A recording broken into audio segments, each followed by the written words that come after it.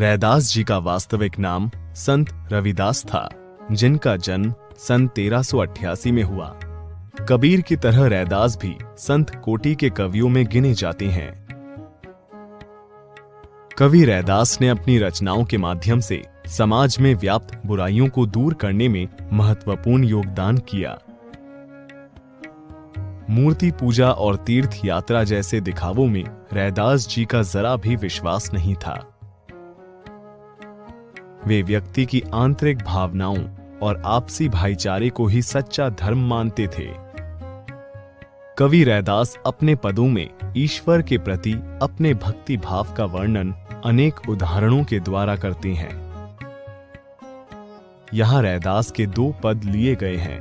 पहले पद, प्रभु जी तुम चंदन हम पानी में, कवि अपने आराध्य को याद करते हुए उनसे अपनी तुलना करते हैं।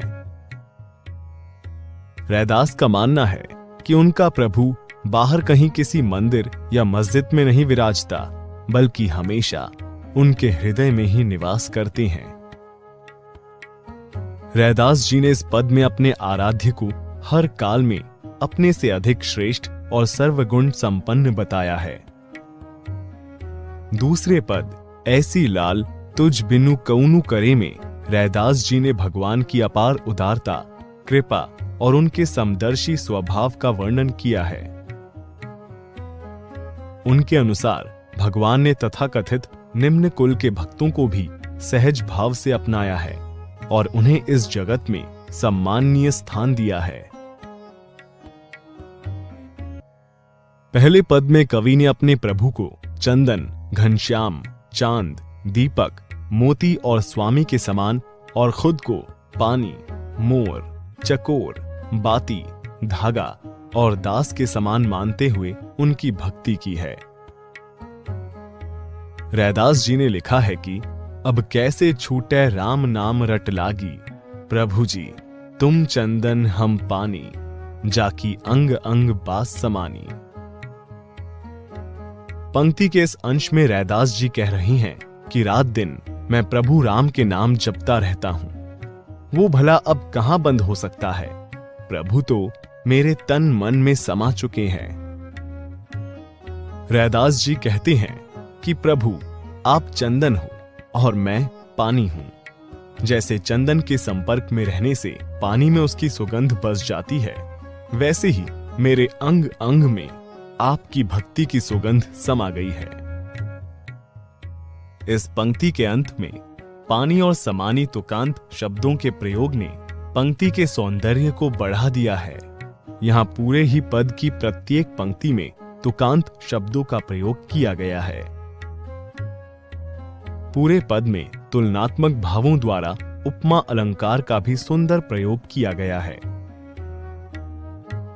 अगली पंक्ति है, प्रभु जी तुम घन बन हम मोरा, जैसे चितवत चंद चकोरा।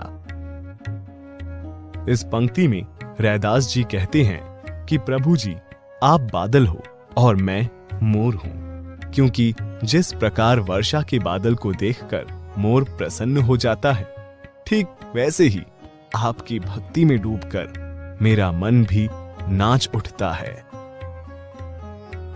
जिस प्रकार चंद्रमा को अत्यधिक प्रेम करने वाला चकोर पक्षी उसे प्रेम से निहारता रहता है, उसी प्रकार मैं भी आपके इस पवित्र और सुंदर रूप को भक्ति और प्रेम से निहारता रहता हूं।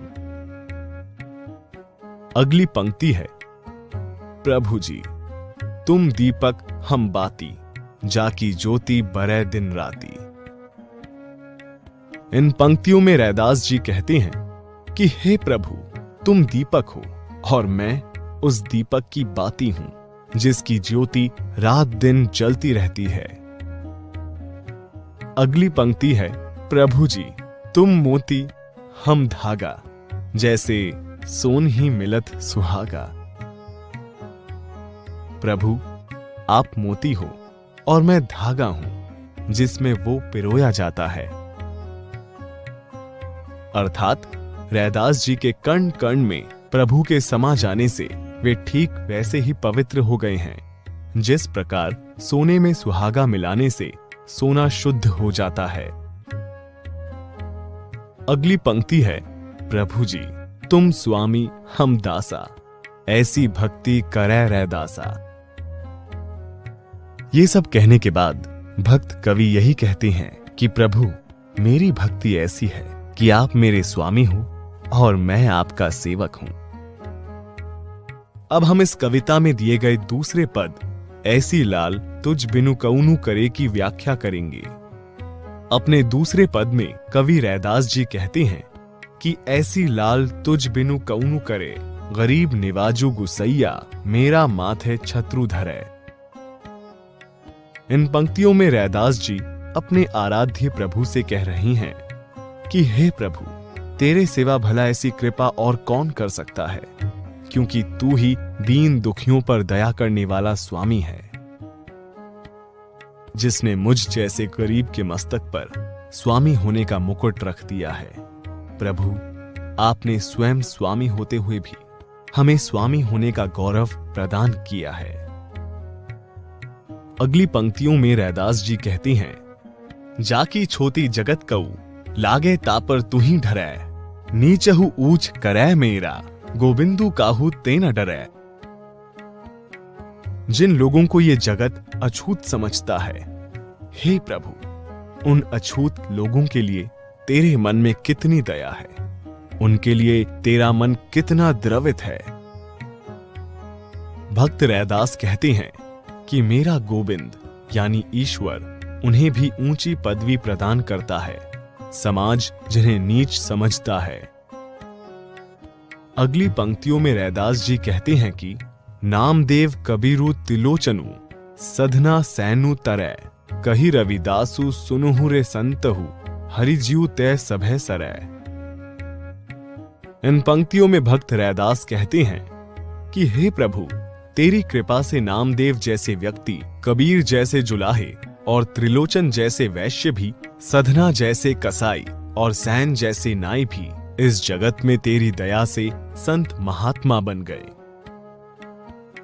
अंत में रैदास जी कहते हैं कि सुनो हे संतो, हरि जी की कृपा से सब कुछ संभव हो जाता है। रैदास जी के इस दूसरे पद का मुख्य भाव यह है कि उनका प्रभु बहुत दयालु है। उनके लिए सामाजिक ऊंच नीच, जाति पाति आदि का कोई महत्व नहीं।